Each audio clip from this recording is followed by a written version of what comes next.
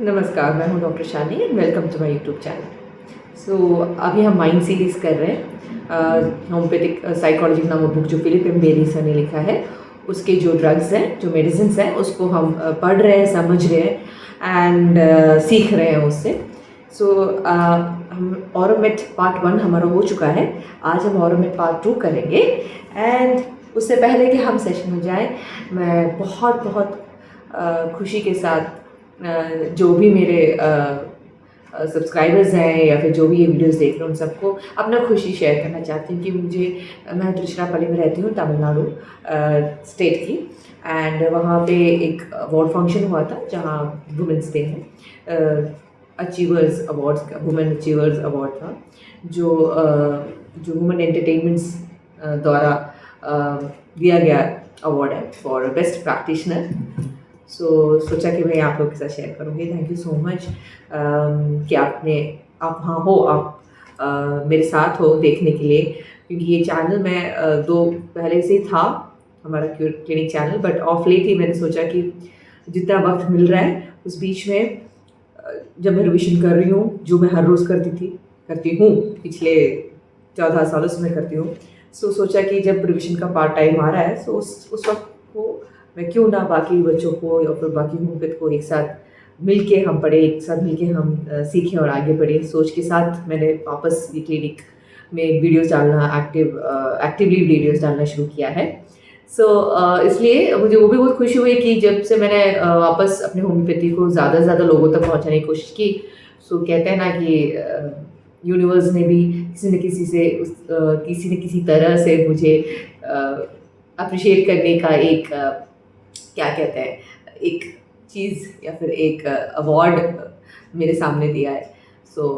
बस ये शेयर करना चाहती हूँ। चलिए आज हम ऑरोमेट 2 स्टार्ट करते हैं, पार्ट 2। आज हम द ड्रिवन मैन करेंगे एंड रेज। ठीक है, ये 2 सब टॉपिक्स हम करेंगे। ऑरोमेट का जो हमने की नोट पढ़ा था लास्ट पार्ट 1 में, वो था लोथिंग ऑफ लाइफ, यानी ऊब जाना, ज़िंदगी से ऊब जाना।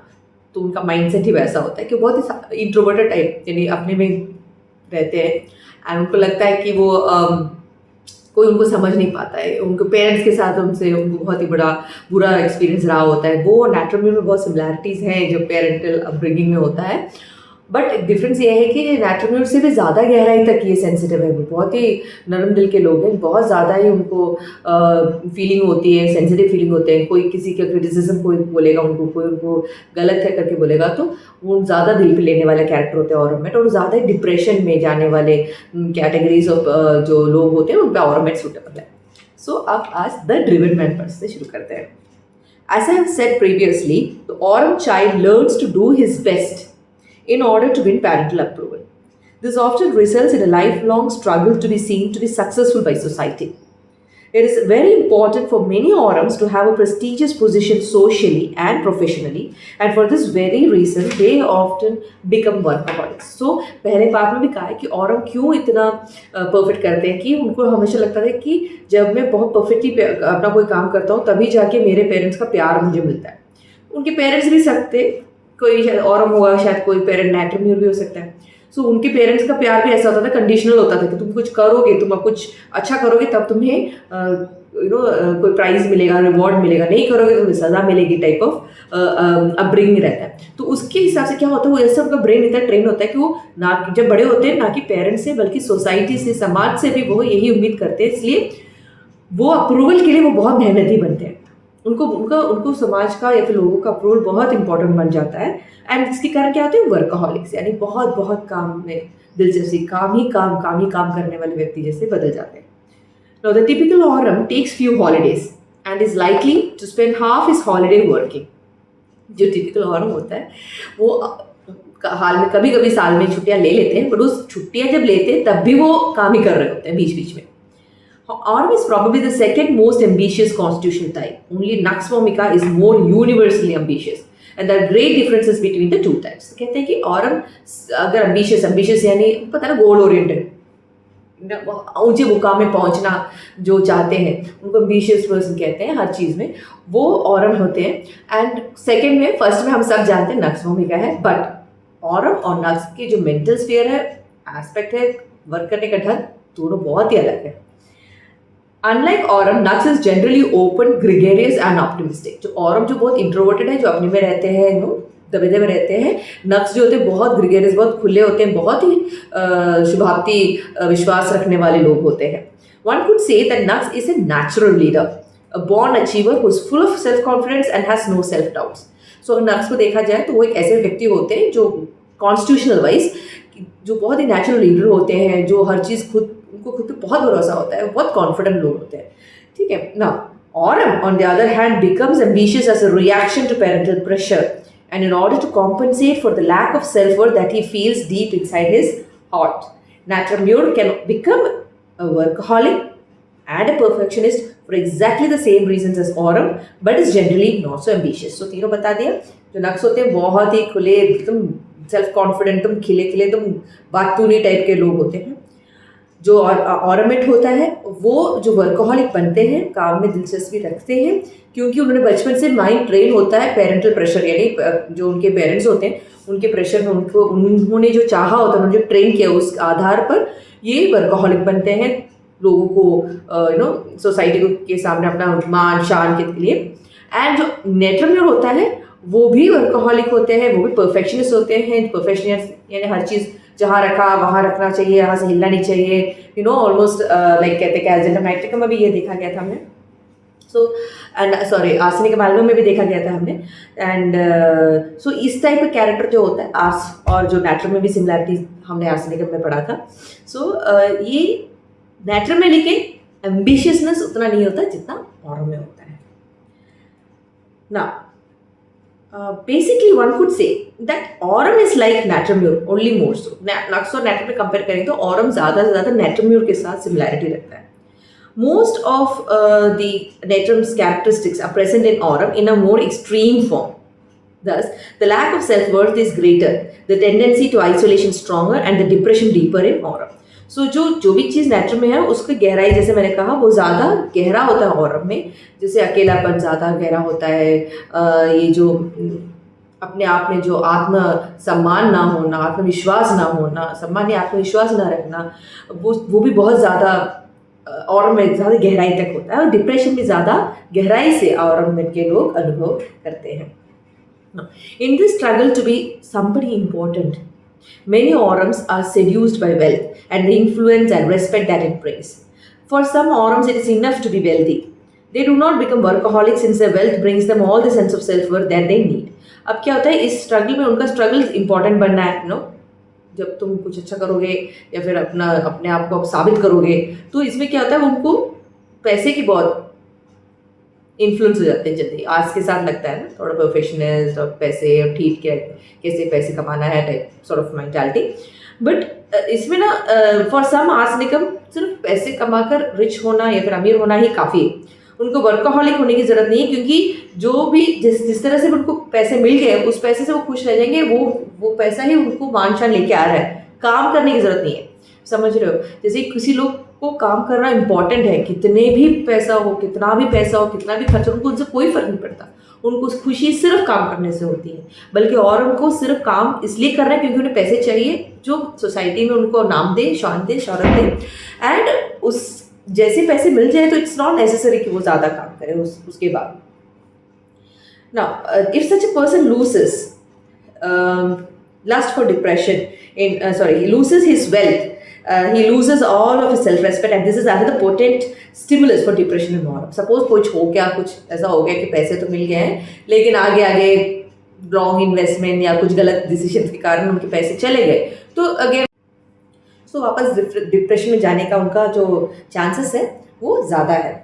नाउ like कहते हैं many of the stockbrokers who threw themselves from top windows of their skyscraping empires during the Great Wall Street crash of the 30s must have been Aurum individual. It is interesting that potentized gold can bring relief to the sufferings of those who seek refuge in great wealth. ये कहते हैं कि जो 30s के करीबन 1930s के करीबन the great wall जो हमारा वॉल स्ट्रीट है वहाँ पे क्रैश हुआ था, स्टॉक मार्केट में क्रैश हुआ था, बहुत ही फेमस क्रैश हुआ था। तो उसमें बहुत सारे जो स्टॉक ब्रोकर्स थे उन्होंने बिल्डिंग से कूद के आत्महत्या की थी। सो ये कहते हैं कि मोस्ट ऑफ देम ऑरम ही रहे होंगे। और ये कहते हैं कि बहुत अजीब और बहुत इंटरेस्टिंग है देखने में और समझने में, जो जो सोने से बना हुआ चीज़ किसी को अपने क्या कहते हैं, हाँ, जो जो ये इन कंडीशंस को रिलीफ देता है, वही वही चीज़, वही लोग होते हैं जिनको पैसे से इतना चुनाव भी होता है। ये समझना थोड़ा मुश्किल है, तो कह रहे हैं कि सोने को कंपेयर करें, जो चीज़ हमें मेडिसिन को जो ऑर्नामेंट बना दिया गया, सोने को जो हमने अपना ऑर्नामेंट बदल दिया, वो उन सारे कंडीशंस को ठीक करता है जिन जिन लोगों को उसी सोने से या फिर उसी पैसे से लगाव भी होता है, जैसे होम्योपैथी प्रिंसिपल कह रहे हैं। Now, many a reclusive millionaire would do well to exchange a little of their solid gold for its homeopathic equivalent. Now, aurum individuals usually have a strong analytical intellect and appear cold and detached, particularly at work. They are liable to be very exacting with employees, expecting the same high standard from them which they expect of themselves and allowing a minimum of leisure time. तो कहते हैं कि ये usually बहुत analytical रहते हैं, बहुत intelligent लोग होते हैं और काम में इतना होता है कि वो अपने आप को अलूफ, तो आर्सेनिक के साथ गलती नहीं करना, ठीक है। सो कुछ भी डाउट है प्लीज़ आर्सेनिक एल्बम जो हमने बेली सर के हिसाब से जो हमने सीखा है वो प्लीज़ मेरे चैनल में जाके देखिएगा।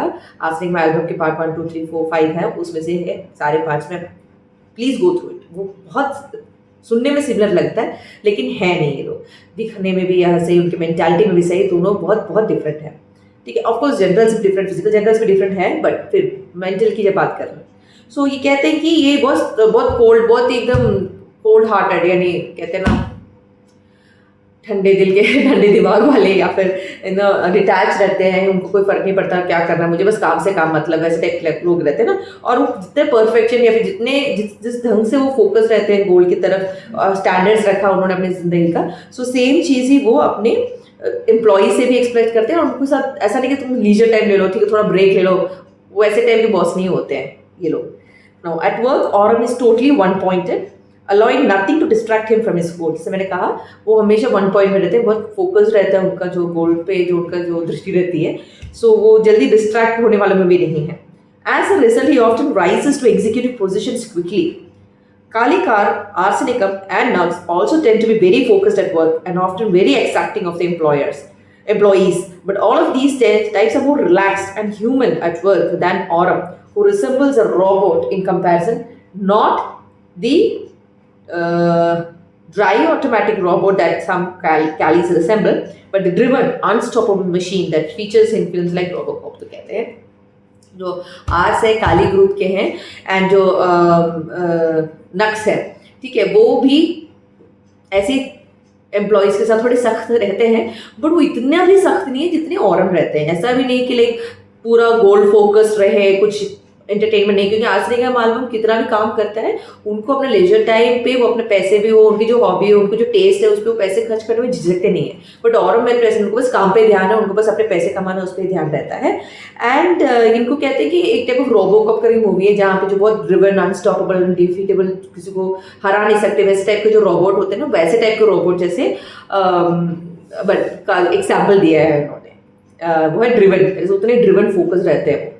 अब रेज तो पता है गुस्सा, ऑरम का कैसा गुस्सा आता है इसके बारे में हम इस सब टॉपिक में पढ़ेंगे। Now, Aurum is a very controlled person. He is one of the least spontaneous of all constitutional types. This can be seen in his body, which has a tense, rigid quality to it, like steel, and in his movements, which tend to be precise and staccato, like a robot. तो कहते हैं कि बहुत ही controlled व्यक्ति है, उनको जैसे कि लीस्ट स्पॉन्टेनियस, स्पॉन्टेनियस यानी दम से आता है ना, कोई चीज़ स्पॉन्टेनियसली बोलते हैं, एकदम से जो इफेक्ट पे कोई रिएक्शन, कोई बात होती है उसमें जैसे झट से रिएक्ट करने को स्पॉन्टेनियस कहते हैं। तो सबसे लीस्ट है, एंड वो उनके शरीर पे भी दिखता है, बहुत फर्म स्टील डेमिनर पे होते हैं, एंड चलना भी हो तो बहुत प्रिसाइज टाइप का, जो रोबोट जैसे फीलिंग होती है, जैसे चलते हैं एकदम प्रिसाइज मोशन में चलना। Now, Aurum tends to sit bolt upright in his chair. This rigidity is largely the result of controlling an enormous reservoir of anger. ये जो होता है ना, वो बस ऐसा लगता है कि बस एक चिंगारी डालो फूटने की देरी है, वैसे टाइप का गुस्सा उन पर कुट के भरा हुआ है। इसको कंट्रोल करने के लिए वो पूरा एकदम रिजिडली टाइप सब अपने आप को कंट्रोल करते हैं। Now, Aurum seldom loses his temper, but when he does, this is very powerful. तो कभी कभार ही उनका गुस्सा आता है, बट जब आता है तो कोई क़यामत आती है। Now, Kent violent and vehement, बहुत बहुत भयानक होता है उनका। गुस्सा. More often he bottles his anger inside, adding to the existing tension. कभी कभी ऐसा होता है कि वो गुस्से को अंदर भी दबा देते हैं, जो और ज़्यादा टेंशन लेके आता है बॉडी में. Now, like Natramure, Aurum can feel hateful and resentment towards those who have offended him. Nitrum की जैसे ही उनके माइंड में जिसने भी उनके साथ गलत किया है, उनको माफ जल्दी नहीं करते, उनके माइंड में वो स्टोर हो जाता है. He tends to be oversensitive to criticism since it reminds him of his mortification as a child when he was rejected by his parents. So भी पहले पता था एज अ चाइल्ड ऑल्सो बहुत सेंसिटिव थे criticism से. सो बड़े होकर के भी वो अपने किसी ने उनकी गलतियाँ या खामियाँ निकाली, उससे बहुत गुस्सा है, बहुत ही सेंसिटिव फीलिंग होता है. तो वो क्यों होता है? क्योंकि उनको उनकी बचपन की याद आती है. This is probably why Aurum is listed in the repertory under the rubric intolerant of contradiction, since this is a form of criticism or rejection. So इसीलिए Aurum Met को हम repertory में intolerant of contradiction यानी उनके जो विचारधारा से विरुद्ध या उनके जो इच्छा के विरुद्ध जो भी कोई खड़ा होकर बोलेगा, उनसे झेला नहीं जाता है. नो, उनको पसंद नहीं है, वो रिएक्ट करते हैं उसके सिवाय. साइलेंट रिएक्शन है, गुस्सा दिखाते नहीं है, बट पता चलता है दूसरे वाले को उनके टेंशन से कि उनको पसंद नहीं आया है. A few Aurum individuals manage through introspection to identify the childhood family dynamics which gave rise to their impoverished sense of self-worth. कुछ Aurum हर एक ट्रिक्स में होता है, हेल्दी होते हैं, हेल्दी Aurums होते हैं. वो खुद के अंदर झांक कर समझते हैं कि ये जो चीज़ मुझे फीलिंग होती है वो बचपन में मेरे घर में या फैमिली में जो इश्यूज हुआ है उसके कारण हो रहा है. In these cases, one of two things can happen. One hand, they may reject their parents' value system and often that of the established society as a whole as well. So दो चीज़ हो सकता है. पहली चीज़ है कि जो उनके parents ने उनको जो वैल्यू सिस्टम दिया है, जो उनको जो संस्कार दिए हैं या फिर जिस तरह से चलना है, सीखना है, दृष्टिकोण दिया है जिंदगी के ऊपर, वो सब चीज़ को वो रिजेक्ट कर देते हैं, उनको ठोकर मार देते हैं. साथ ही साथ सोसाइटी के भी बहुत सारे जो रूल्स होते हैं वो ठोकर मारते हैं, उनको वो एक्सेप्ट नहीं करते हैं. In this case, a deep bitterness usually remains and the individual may decide that the world is a jungle to be subjugated by the force or manipulated by guile. So, इस scenario में ऐसे लोगों के अंदर बहुत ही कड़वाहट मन में बैठ जाती है और ये सोचते हैं कि जो दुनिया है ना वो मैनिपुलेशन, यानी सीधे उंगली से नहीं, टेढ़ी उंगली से करो, कैसे भी करो, अपने को मकसद में पहुंचना, वही अपना सोच है बस. I remember one such case, a young man who was thrown into a deep depression by bankruptcy. At one time, he had been a millionaire. He had gained his wealth through bank fraud, and he told me that he had suffered no pangs of conscience at the time, since the system was utterly corrupt, and hence was fair game for criminal exploitation. So वो कहता है उनके पास एक patient आया जो अभी बहुत गरीब है, लेकिन पहले मिलियनेयर थे, बहुत करोड़पति थे. उनको पैसे बैंक को फ्रॉड करके मिला और उसको कोई भी क्या बोलते हैं गिल्टी फीलिंग ही नहीं थी कि मैंने कुछ गलत किया, ऐसा कोई उनके माइंड में प्रश्न ही नहीं आया था, क्योंकि वो कहते हैं कि दुनिया ही खराब है, कोई भी सीधा सबके सब तो करप्ट है, सबके सब ब्राइब लेते हैं, है ना, तो फिर सही कौन है? कोई सही नहीं है, तो मैंने जो किया सही किया, ऐसा उनका सोचना था.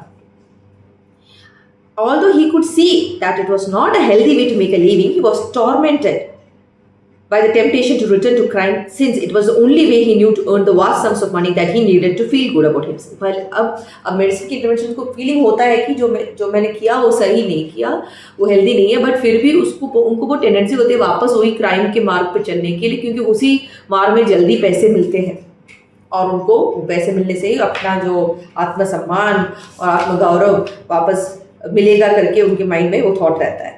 When he talked of the power and respect that he felt when he was rich, his eyes lit up and came alive for the only time during the interview.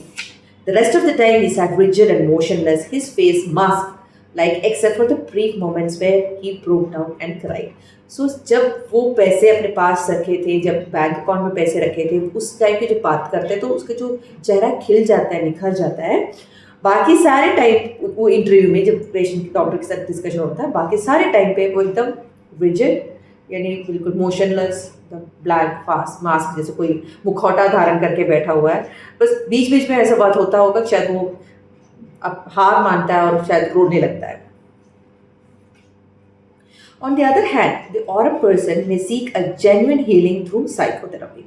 and those forms of therapy which allow the subject to contact and express deeply suppressed feelings of anger and sadness that originated in childhood are particularly helpful in allowing the aurum individual to break out of his prison of isolation and unhappiness and find some genuine self-love. सो ऐसे और कभी कभी जो साइकोथेरापीज होते हैं ना, जहाँ पे हिप्नोथेरापी, साइकोथेरापी, जहाँ पे अपने अंदर के स्ट्रेस को रिलीव कर सकते हैं, अपने एंगर को, गुस्से को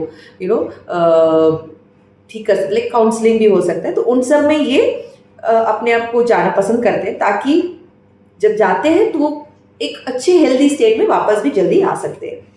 I was privileged to be present during the therapy of one aurum patient, a man in his mid-30s who was struggling to regain a sense of connectedness with other people, having withdrawn behind a mask of cold detachment. वो कहते हैं उनके साथ उनको एक मौका मिला एक व्यक्ति के ये थेरापी सेशन को देखने में, जहाँ पे एक जो व्यक्ति है, जो पेशेंट है, वो 30s में था और वो दूसरे इंसानों से कनेक्ट करने में बहुत ही मुश्किल महसूस करता था, क्योंकि उसने अपने आप में एक ऐसा मुखौटा बना दिया था कि मैं किसी के बारे में मुझे कोई चीज़ से फ़र्क नहीं पड़ता, मुझे तुमसे कोई फ़र्क नहीं पड़ता, तुम्हारी सोच से कोई फ़र्क नहीं पड़ती, इस टाइप का एक मुखौटा बना दिया था. वो जो खुद जानता था वो गलत है, तो उसने थेरापी लिया. तो ये डॉक्टर ने, हमारे जो फिलिप डॉक्टर थे वो वहाँ पे थे.